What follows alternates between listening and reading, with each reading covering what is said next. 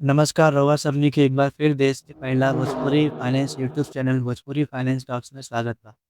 रउआ सब तो जानते बानी जा कि घर में ज़्यादा पैसा रखल सुरक्षित नहीं, बल्कि जमा पैसा बैंक में रखल बढ़िया विकल्प। लेकिन हमनी के ऐसे ही बैंक में जाके पैसा जमा कर सकेनी जा का? ना नु। ओकरा खातिर तो बैंक में अकाउंट रहल जरूरी बा। ठीक समझनी जा रउआ सब। लेकिन अब सवाल ये उठता कि कवन अकाउंट खुलाई जा? तो वे आज के वीडियो में हमनी के जानल जाई कि हमनी के बैंक में कितना प्रकार के अकाउंट खोल सकेनी जा। चली जा शुरू करल जा। टाइप्स के बात करल जाओ तो हम एक कुल 8 प्रकार में बटले बानी, जेमें saving account, current account, fixed deposit account, recurring deposit account, demat account, NRI account, salary account और पीपीएफ यानी पब्लिक प्रोविडेंट फंड अकाउंट। तो चलिए जा सबके एक एक करके विस्तार से समझ लेवल जाओ। सबसे पहला सबसे जरूरी खाता सेविंग अकाउंट यानी बचत खाता।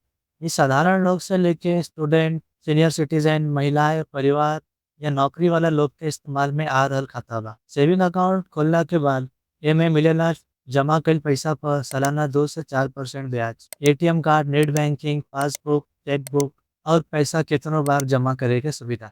लेकिन महीने में पैसा निकाले के लिमिट होकेला, जैसे 4 से 6 बार ही रउआ बैंक से पैसा निकाल सकेनी जा और खाता में कुछ कम से कम पैसा रखे के पड़ेला, ना तो बैंक चार्ज लगा देला। लेकिन घबराए के कोई भी जरूरत नहीं है।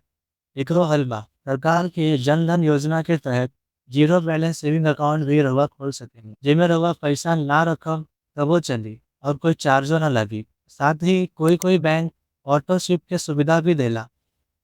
अभी का होला ऑटो स्विप मतलब, अगर रउआ बचत खाता में जमा पैसा एक निश्चित लिमिट से ज्यादा जमा कईनी तो पर बैंक एफडी वाला इंटरेस्ट यानी ज्यादा ब्याज देला। एक एगो एग्जांपल से समझल जाओ। मान ली कि रउआ भी एगो सामान्य सेविंग अकाउंट बा और एगो ऑटो स्विप वाला सेविंग अकाउंट बा और दोनों में 1-1 लाख रुपया रखल बा।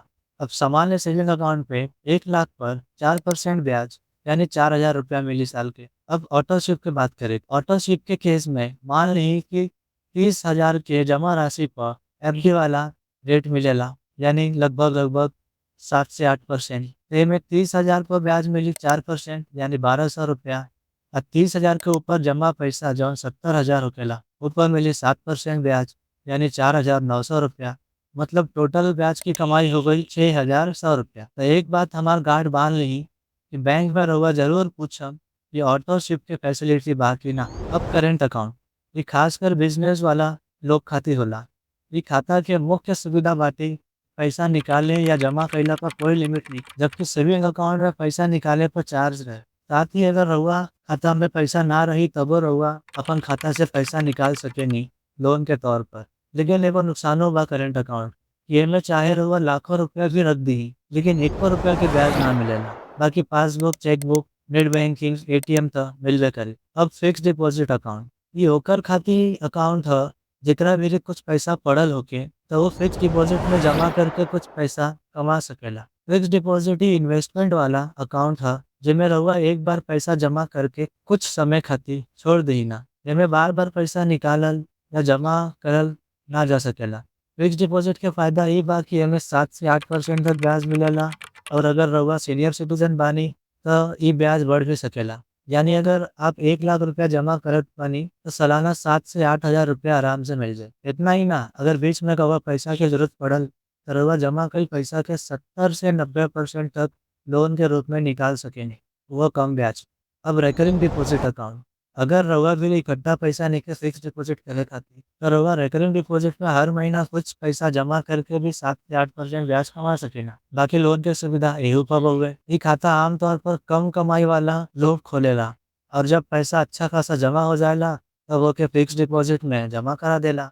अगर रउआ कम कमात बानी और रउआ कोनो रिस्क ना चाहत बानी तो ये अकाउंट जरूर खोली। अब डीमैट अकाउंट, ये डीमैट अकाउंट ओकर खातिर होकेला जे शेयर मार्केट में पैसा लगा के पैसा कमावल चाहेला। हालांकि बहुत कम लोग बाटे जे बैंक में डीमैट अकाउंट खोलेले। अब एनआरआई अकाउंट, जवन लोग भारत से बाहर रहेला, चाहे नौकरी खातिर, पढ़ाई खातिर या व्यापार खातिर, उनकरा खातिर बैंक में खास खाता बनावल गइल बा जेकरा कहल जाला एनआरआई अकाउंट। ये खाता के सबसे बड़ा फायदा ई बा कि आप विदेश में कमाई पैसा भारत में आसानी से जमा कर सकतानी और भारत में कमाई पैसा ये भी सही तरीका से मैनेज कर सकता।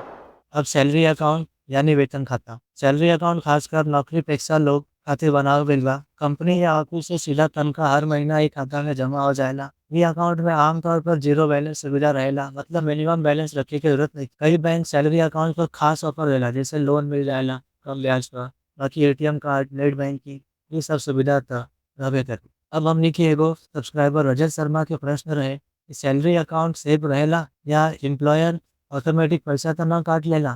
तो रजत भाई, बाकी अकाउंट्स के तरह ही सैलरी अकाउंट भी सेफ बाटे। अब आखिरी और सबसे बेहतरीन खाता पीपीएफ यानी public provident fund account. PPF account Bharat सरकार के तरफ से चलावल गई एगो लंबा समय वाला बचत योजना हुए। एमे आप हर साल कम से कम 500 और अधिकतम 1.5 लाख तक जमा कर सकतानी। ए पर ब्याज दर लगभग 7 से 8% और ये ब्याज टैक्स फ्री रहेला। खाता की अवधि 15 साल की होला और बाद में 5-5 साल खातिर बढ़ावल जा सकेला। ई खाता खासकर उन लोग खातिर बढ़िया बा जे लंबा समय खातिर सुरक्षित बचत और टैक्स बेनिफिट चाहत बा। तो आज खातिर बस इतना ही। उम्मीद बा रउआ सबन के ये जानकारी बढ़िया लागल होई। तो आपन भाई के सपोर्ट करी, चैनल के लाइक करी, शेयर करी और सब्सक्राइब करी। अगर कौनो सवाल होके तो कमेंट करी।